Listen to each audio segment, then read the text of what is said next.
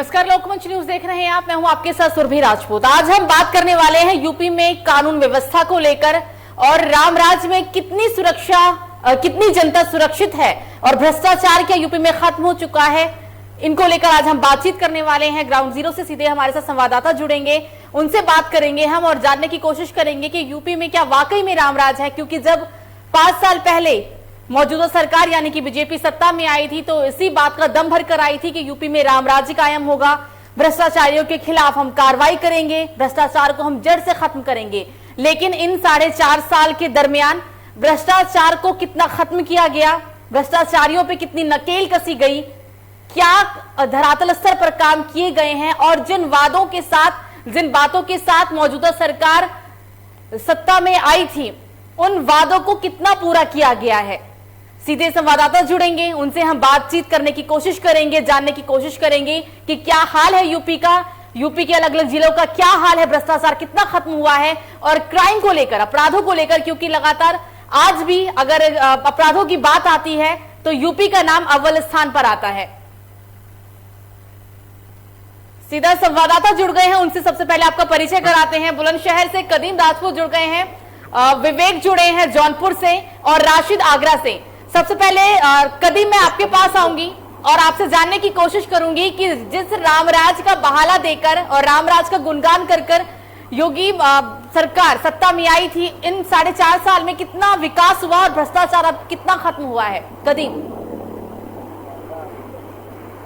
बिल्कुल सुरभि जी, आपको बता दें कि जो भारतीय जनता पार्टी का गुणगान था कि रामराज होगा और भ्रष्टाचार पर रोक लगेगी, जो कि प्रदेश के अंदर जितने भी जो भ्रष्टाचार हो रहे हैं उन पर रोक लगेगी, गुंडाराज पर रोक लगेगी, भूमाफिया पर रोक लगेगी। तो इस तरह के जो मामले हैं वो, हालांकि हम मानना ये भी है कि भारतीय जनता पार्टी की जो सरकार है इसमें भ्रष्टाचार पर रोक लगी है, क्राइम पर रोक लगी है। लेकिन अगर इस तरह से बात करें कि जो कि 100% रोक लगी है, जब 40% रोक लगी, तो सुरभि जी ऐसा कहीं ऐसा देखने को नहीं मिल रहा है। लगातार भ्रष्टाचार जो कि तय दलकर है। और अगर हम बात करें जो कि क्राइम की, तो क्राइम भी लगातार प्रदेश के अंदर हो रहा है। अगर गड्ढा मुक्त सड़कों की बात करें हम, जो कि एक तरफ ये बड़े बड़े नेता दावे कर रहे थे कि सड़कें गड्ढा मुक्त होंगी और जो कि गंभीरता से सरकार जो है वो हर स्तर पर काम करेगी। तो सुरभि जी, अभी गांव फिरोजपुर का मामला सामने आया था, जहां पर एक सड़क 1 साल पहले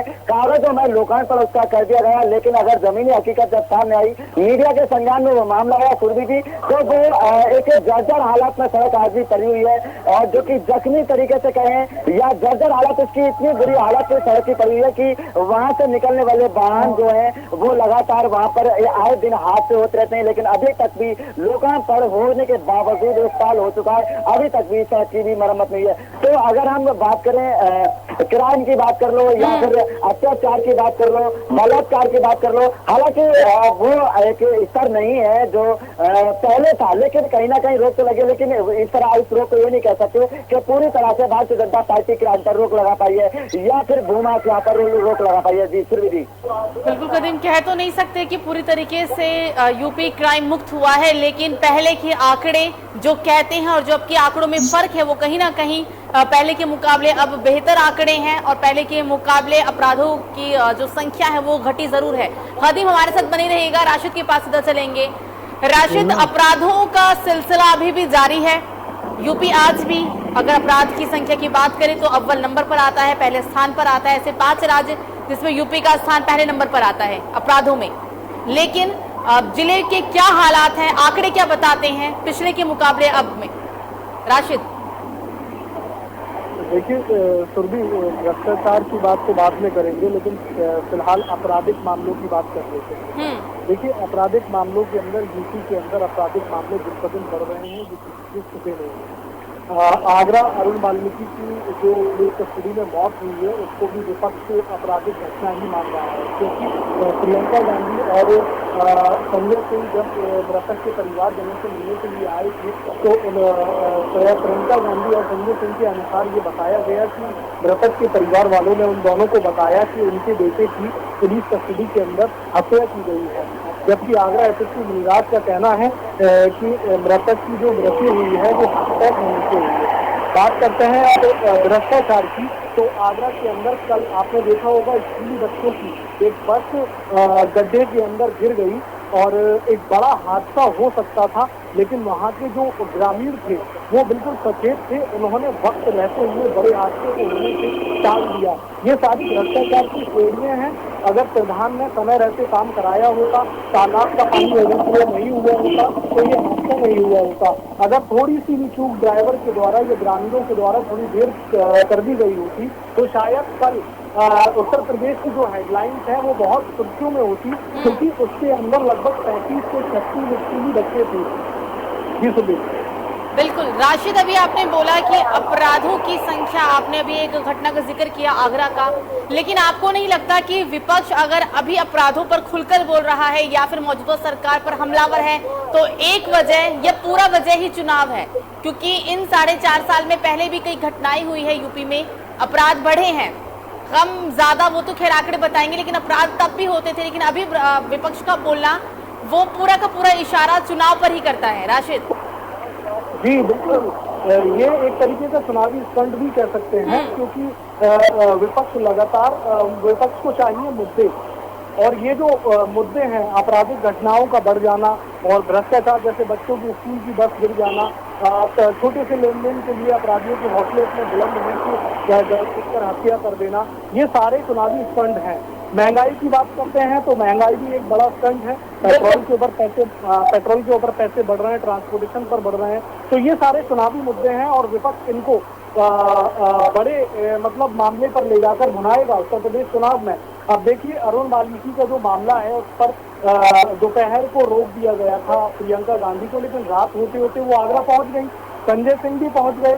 इसके बाद कल चंद्रशेखर आजाद जब पहुंचे हैं तो आगरा की राजनीति पूरे तरीके से गर्मा गई थी। चंद्रशेखर आजाद ने, इसको चुनावी स्टंट ही कहेंगे, चंद्रशेखर आजाद ने खुले तौर पर यह कह दिया कि हम डीएम और एसएसपी कार्यालय पर ताला मार देंगे। उसके बाद वो मृतक के घर से निकले हैं तो पूरा प्रशासन, आगरा का जनपद का पूरा प्रशासन अलर्ट मोड पर आ गया, छावनी में तब्दील कर दिया गया आगरा जिला कलेक्ट्रेट को।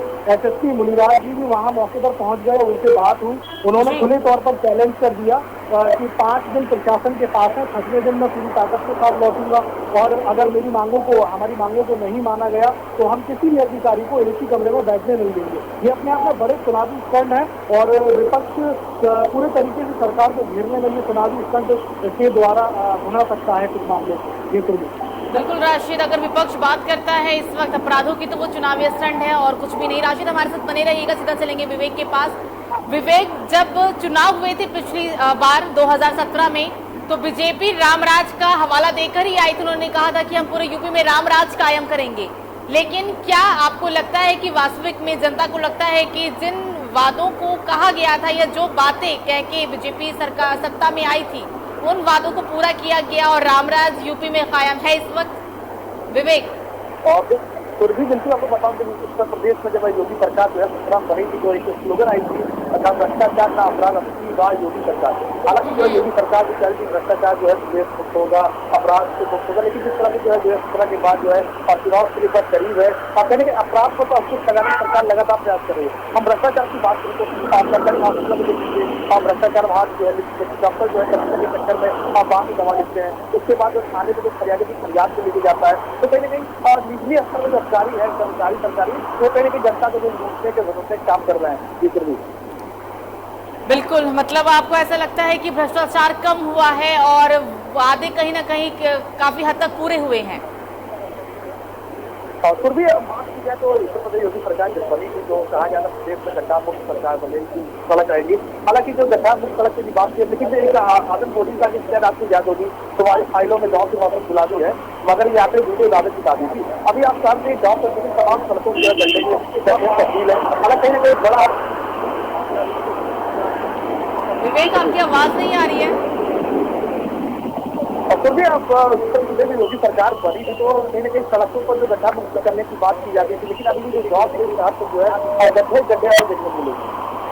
बिल्कुल विवेक, आप हमारे साथ बने रहेगा, कदीम के पास चलेंगे। कदीम, एक सवाल आपसे हम यहाँ पर ये होगा कि यूपी के अंदर कुछ ही महीनों में 2-3 महीने, हालांकि अभी तारीख का ऐलान नहीं हुआ है, तारीख तय नहीं है, पर चुनाव होने हैं। और चुनाव को देखते हुए सभी पार्टियां बरसाती मेंढक की तरह चुनावी अखाड़े में कूद पड़ी है।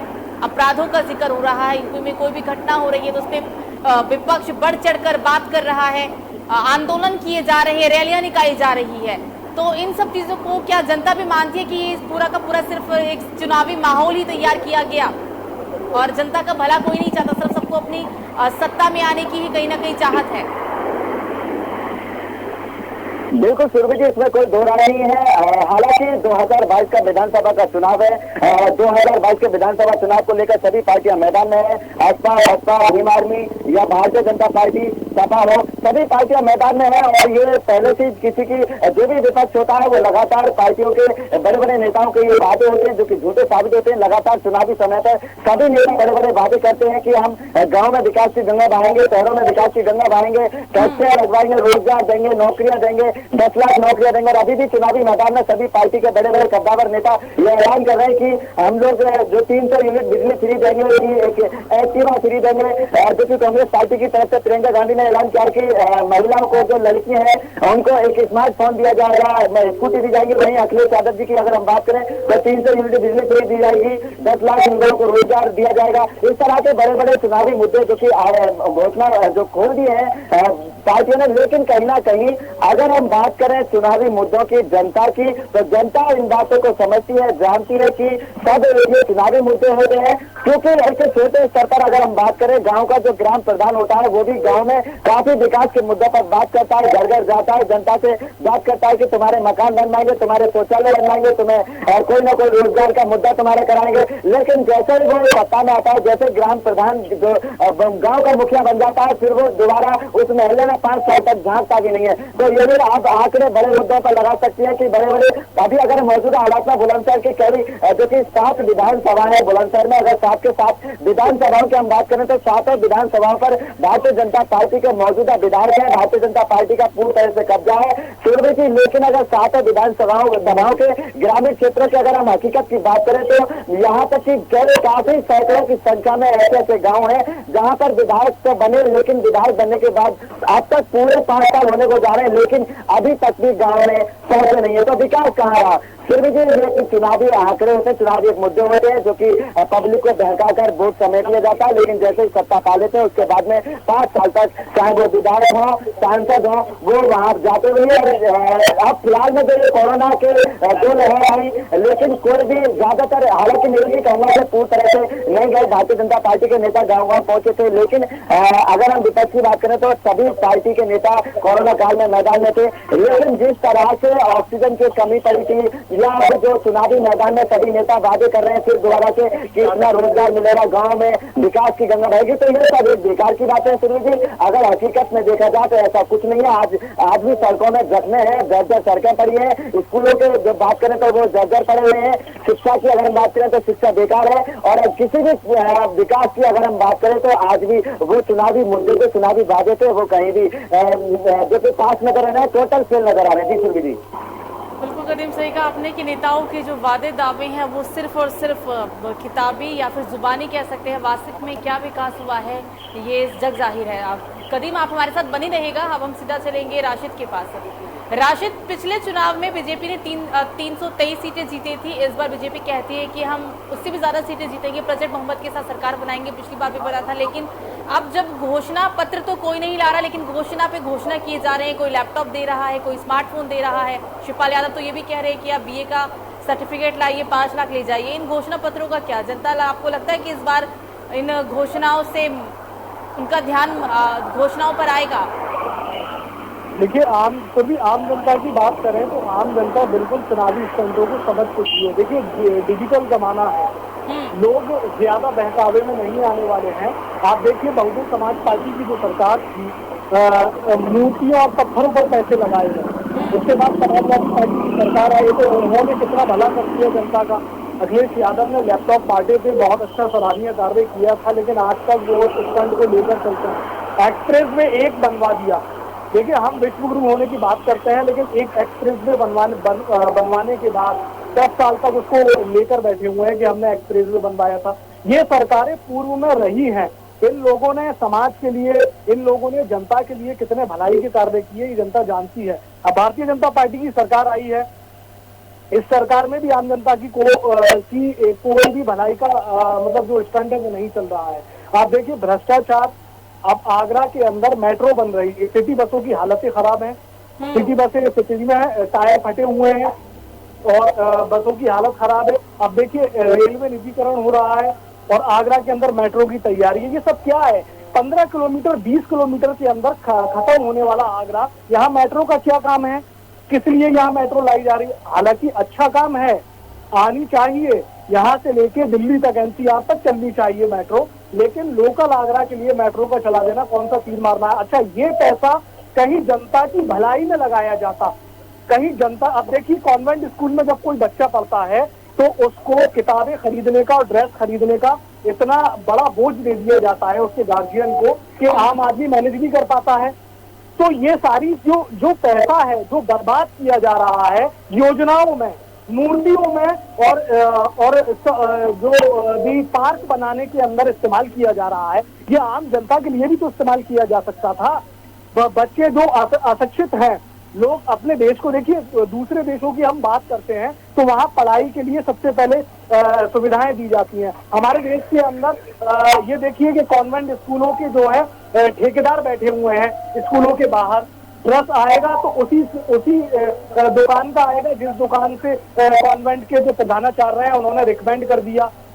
स्कूल की किताबों का कोर्स आना है तो उसी दुकान से आएगा। ये सब चीजें क्या सरकार को नजर नहीं आ रही हैं?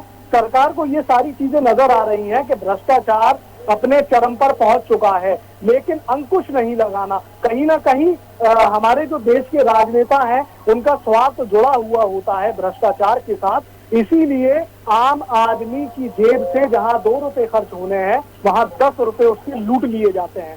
कोरोना वायरस देश के अंदर आया, आपने देखा डॉक्टरों की क्या पोजीशन थी। डॉक्टरों ने खुले तौर पर हाहाकार मचा रखा था।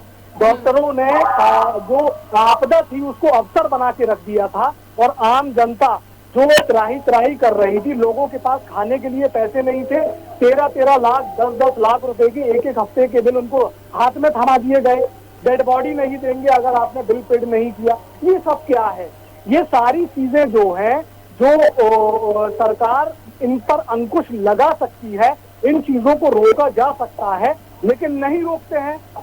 आगरा डॉक्टर आरएनए जैन विश्व स्तरीय खबर चली, जो आपने देखा होगा, जो मॉक ड्रिल वाला मामला था, क्या हुआ? कुछ नहीं हुआ, कुछ नहीं हो रहा है, क्योंकि कहीं ना कहीं स्वार्थ लिप्त है।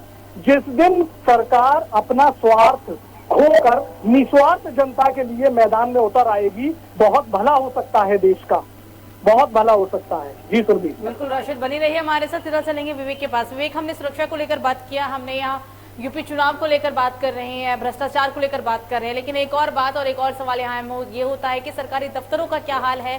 सरकारी बाबू अपने कर्तव्यों को लेकर कितना निष्ठावान है और कार्यों को कितना पालन करते हैं, कितने निर्देशों का पालन करते हैं? क्योंकि जब भी योगी सरकार की बैठक होती है, मंत्रियों की बैठक होती है, तमाम लोगों की बैठक होती है, तो उसमें कई योजनाओं का जिक्र किया जाता है, कई अहम दिशा निर्देश दिए जाते हैं, लेकिन उन निर्देशों का पालन कितना होता है?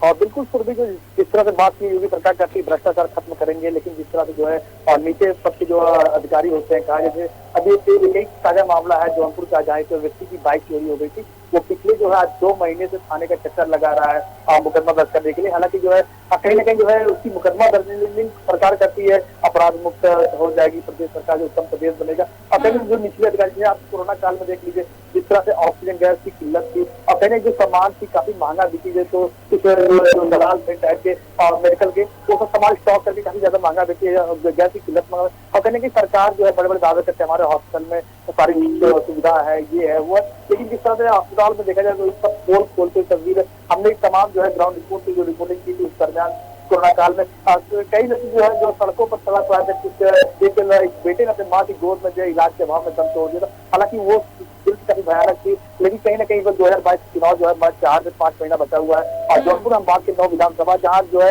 3 जो सीट पर जो है विधानसभा का सपा कब्जा है और 5 जो है बीजेपी कब्जा एक अपना दल का। हालांकि कहीं ना कहीं जनता इस पर जवाब देगी, कहीं ना कहीं इस प्रदेश में क्या विकास हुआ खुद सबके सामने है। और जिस सड़कों की बात करें तो शहर से लेकर गाँव की सड़कें गड्ढे में तब्दील है। और इस बार जो है बिजली की समस्या हालांकि सही है, लेकिन जिस तरह शिक्षा के क्षेत्र में बात करें, बिजनेस और महंगाई को लेकर काफी प्रभाव पड़ा। 2022 की जनता कहीं ना कहीं बड़ा जो है जवाब देगी।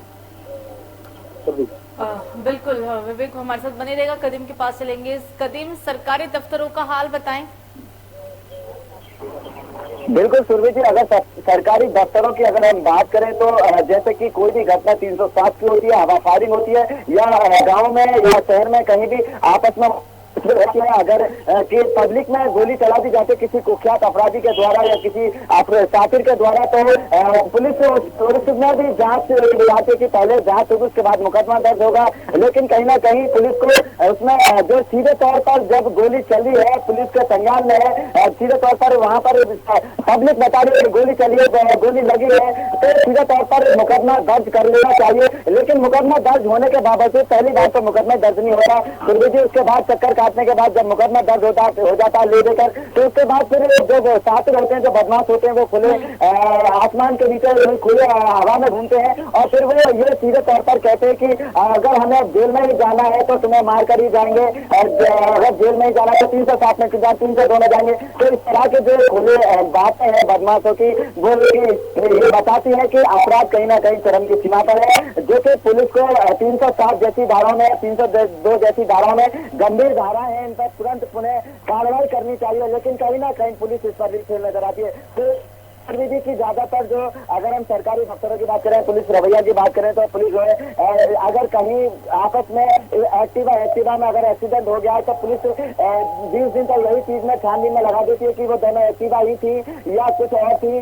जब 15-20 दिन बाद ये पता चलती है कि दोनों एक्टिवा ही थी, जब उसके बाद में उनको आगे संज्ञान में लिया जाता है, आगे बढ़ाया जाता है। तो ये एक बहुत बड़ी समस्या भी अगर इसको कहें, बहुत बड़ी लापरवाही भी इसको कहें, क्योंकि अगर कहीं भी कोई भी हादसा होता है और सीधे तौर पर उसका पूरा सबूत है, तो सबूत के आधार पर मामला गंभीर धाराओं में दर्ज करने के बाद में तुरंत पुनः कार्रवाई करनी चाहिए। जी सुरभि जी। बिल्कुल कदीम, हमसे बातचीत करने के लिए आप तीनों का ही बहुत बहुत शुक्रिया।